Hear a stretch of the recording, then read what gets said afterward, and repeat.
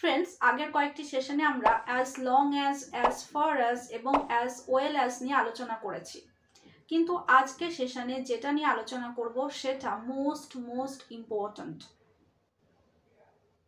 এটা স্কুলে শেখানোর পাশাপাশি বিভিন্ন কম্পিটিটিভ এক্সামেও এসে থাকে এবং আমরা প্রায়ই ভুল করি ছোট্ট কয়েকটি কারণে।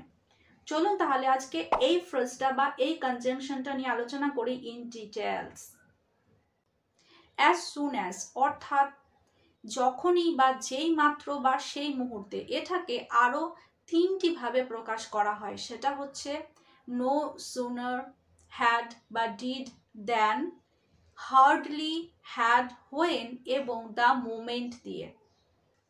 অ্যাজ সুন অ্যাজ কখন ইউজ করি? যখন একটা ইভেন্টের পর, একটা ঘটনার পর সাথে সাথে আরেকটি ঘটনা ঘটে, তখনই আমরা অ্যাজ সুন অ্যাজ ব্যবহার করি। অ্যাজ সুন অ্যাজ এর সাথে যে ক্লজটি থাকে সেটি প্রেজেন্ট এবং পাস্ট টেন্সে হয়, এবং বাকি যে ক্লজটা থাকে সেটা যে কোনো টেন্সেই হতে পারে। যখনই, যেই মাত্র বা সেই মুহূর্তে যখন কোনো সেন্টেন্সে থাকে তখন আমরা as soon as, the moment কিংবা নো সুনার, দেন কিংবা হার্ডলি, হ্যাড, হোয়েন এগুলো দ্বারা প্রকাশ করলেও এর সেন্টেন্স স্ট্রাকচার কিন্তু বিভিন্ন হয়। সেই কারণে আমরা আগে দ্য মোমেন্ট এবং অ্যাজ সুন অ্যাজ দিয়ে কী করে সেন্টেন্স বানাতে হয় সেটা শিখে নিই। প্রথমটা, as soon as I reach the college I will tell you the result. প্রথম ক্লজটি কি আছে? প্রেজেন্টে এবং পরেরটা ফিউচারে। প্রথম যে ক্লজটি সেটা ফিউচারে হলেও মনে হলেও এটাকে আমাদের প্রেজেন্টে করতে হবে। As soon as I reach the college, I will tell you the result. আমি তোমাকে রেজাল্ট বলবো। এবার আমরা দ্বিতীয় যে ক্লজটা সেটা আগে আনতেও পারি। I will tell you the result as soon as I reach the college.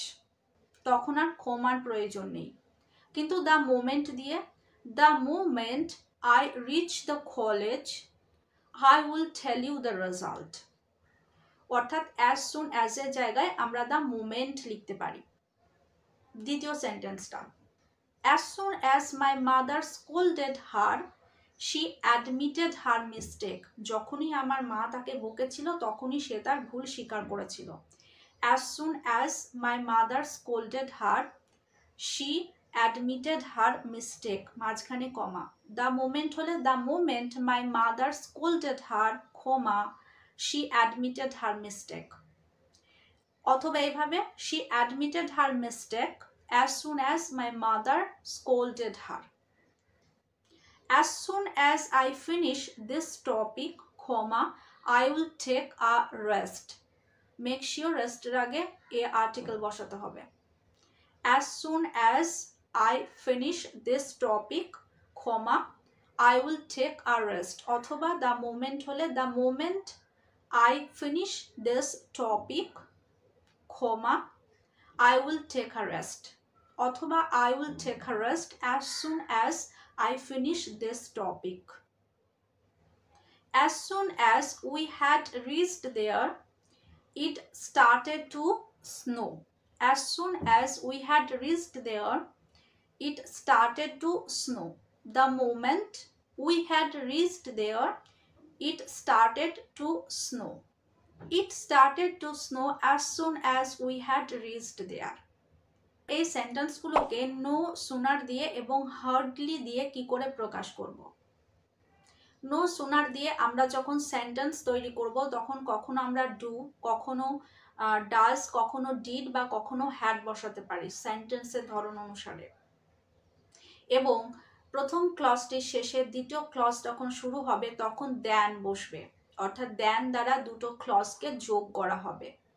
অর্থাৎ প্রথম ইনসিডেন্টের সাথে নো সুনার এবং দ্বিতীয় ইনসিডেন্টের সাথে দেন বসবে। তবে অ্যাজ সুন অ্যাজ যেরকম আমরা সেন্টেন্সের প্রথমে লিখছিলাম, কখনো মাঝখানেও লিখছিলাম, নো সুনারের ক্ষেত্রে সেন্টেন্সের প্রথমে লিখতে হবে এবং হার্ডলি ক্ষেত্রেও সেন্টেন্সের প্রথমে লিখতে হবে হার্ডলি। শেষের যে বাক্যটাকে বলেছিলাম, as soon as we had reached there it started to snow, এটাকে যদি আমরা নো সুনার দিয়ে প্রকাশ করি তাহলে কিভাবে করব? এটা পাস্টে আছে, সেই কারণে আমরা ডিড অথবা নো সুনার ডিড অথবা নো সুনার হ্যাড দিয়ে প্রকাশ করতে পারি। যেরকম নো সুনার ডিড দিয়ে, no sooner did we reach, এখানে যখন ডিড বসাবো নো সুনারের সঙ্গে, তখন প্রথম ক্লজে যে ভার্বটা থাকবে সেটা প্রেজেন্ট ফর্মে হবে, অর্থাৎ মেইন ভার্ব।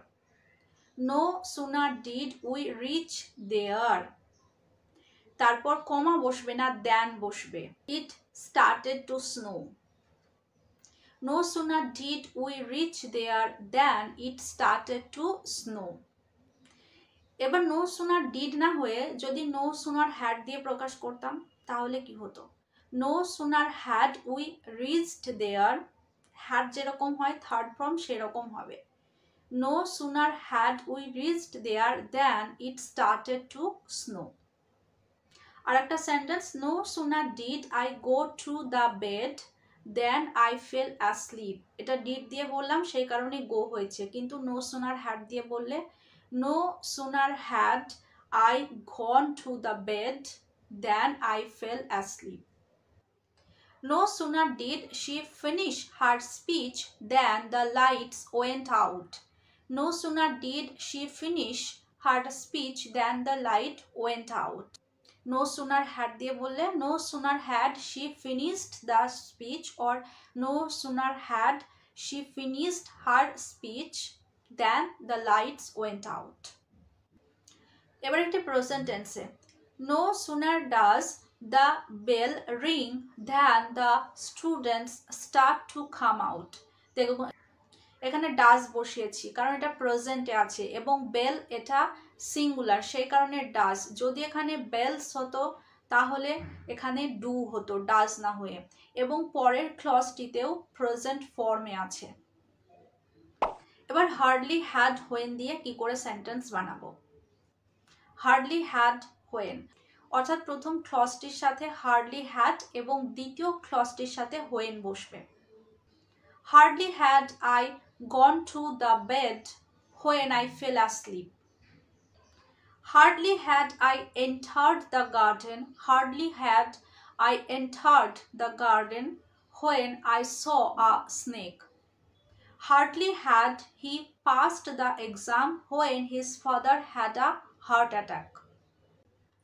সো ফ্রেন্ডস, আজকে সেশনে আমরা একটা ইম্পর্ট্যান্ট কনজাংশন বা ফ্রেজ নিয়ে আলোচনা করলাম এবং 4 রকম ভাবে। তো দেখা হচ্ছে পরের সেশনে এরকমই আরও ইম্পর্ট্যান্ট টপিক নিয়ে। ততক্ষণ সবাই ভালো থাকবেন, সুস্থ থাকবেন। Thank you.